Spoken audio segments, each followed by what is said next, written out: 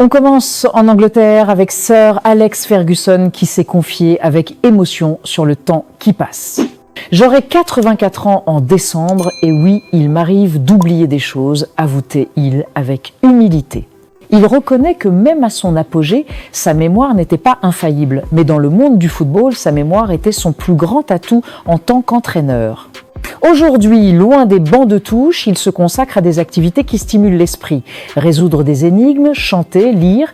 Une légende qui continue de vivre avec sagesse et passion. Respect éternel, Sir Alex. Que pensez-vous de cela? Dites-nous dans le commentaire.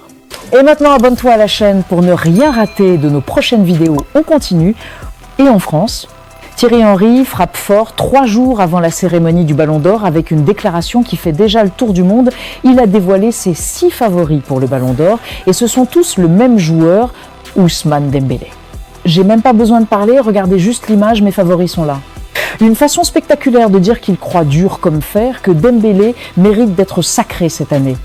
Henry rappelle son avis depuis longtemps. Contre Manchester City, j'ai dit que s'il apprend à finir ce qu'il commence, il deviendra le meilleur du monde. Et selon lui, cette année, il l'a fait avec ses performances incroyables, sa vitesse, sa vision et sa capacité à faire la différence à tout moment. Ousmane Dembélé a conquis le cœur de Thierry Henry et peut être celui du Ballon d'Or. Alors, Dembélé Ballon d'Or 2025, le débat est lancé. Et du côté Barcelone, mauvaise nouvelle pour les fans du Barça. Le très attendu choc FC Barcelone face au PSG en Ligue des Champions ne se jouera pas au Camp Nou. Le club a officiellement annoncé qu'il n'a pas encore obtenu les autorisations administratives nécessaires pour rouvrir le Spotify Camp Nou, toujours en rénovation. Résultat, le match se jouera au stade olympique Luis Compagnie de Montjuïc comme les autres matchs à domicile depuis le début des travaux.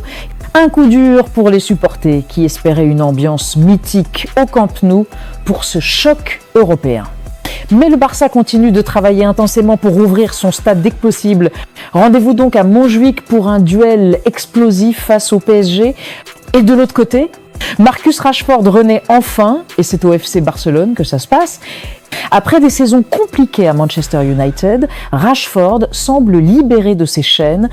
Désormais au Barça, il relance sa carrière de la plus belle des manières.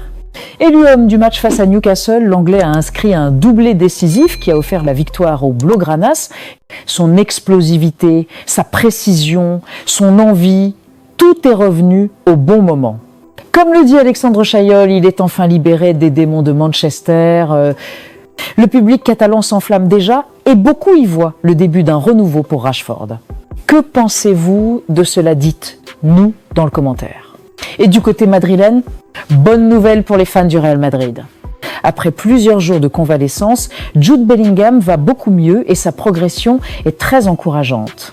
Le club madrilène, qui adopte une approche très prudente, prévoit de le faire rejouer progressivement face à l'Espagnol et Levante, histoire de le remettre dans le rythme sans précipitation. Mais l'objectif principal est clair, avoir Bellingham à 100% pour le choc face à l'Atlético Madrid, prévu le 27 septembre. Ce match est crucial pour le Real en championnat et la présence du milieu anglais pourrait faire toute la différence.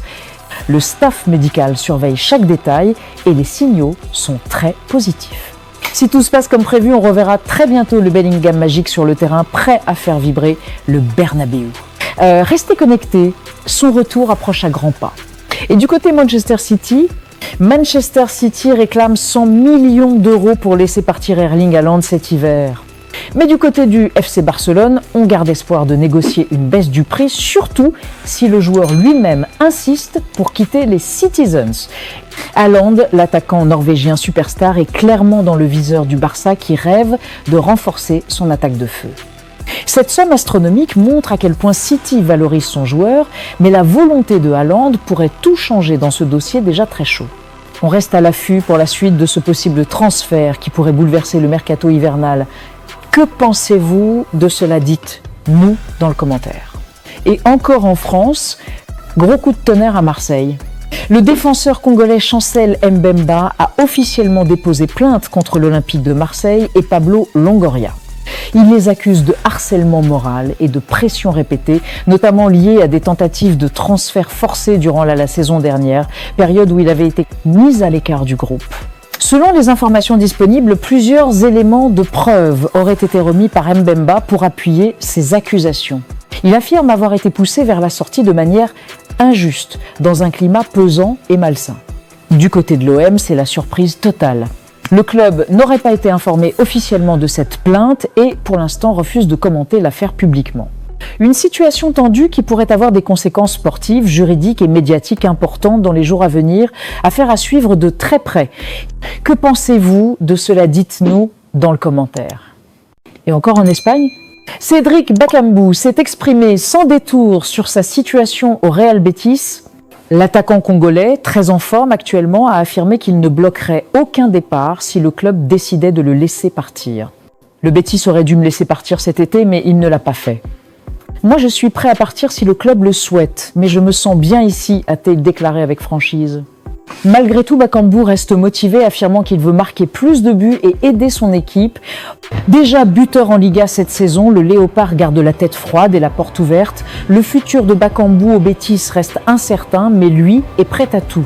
Et du côté de Chelsea n'a pas dit son dernier mot. Le club londonien prépare un nouvel assaut pour Kenan Yildiz, le jeune talent turc de la Juventus.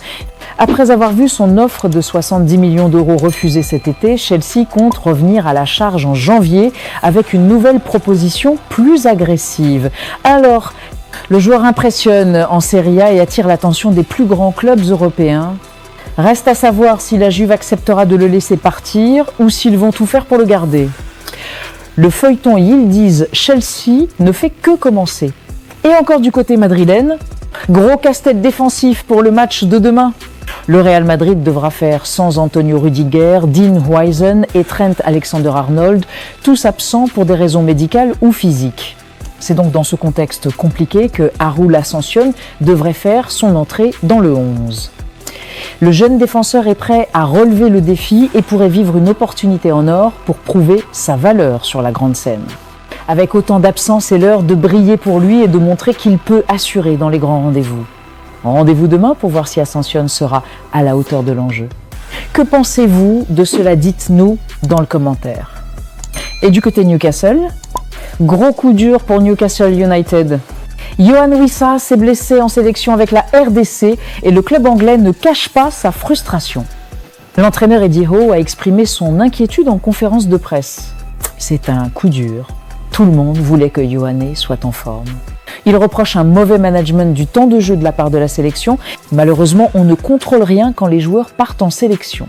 Newcastle, qui avait dépensé 60 millions d'euros cet été pour recruter Wissa, comptait sur lui pour le choc face au FC Barcelone et cette blessure tombe au plus mauvais moment. Eddie Howe va devoir recomposer sans son ailier et le regret est immense du côté des Magpies. Et en Italie, la Juventus a visiblement changé d'avis sur Dusan Vlahovic.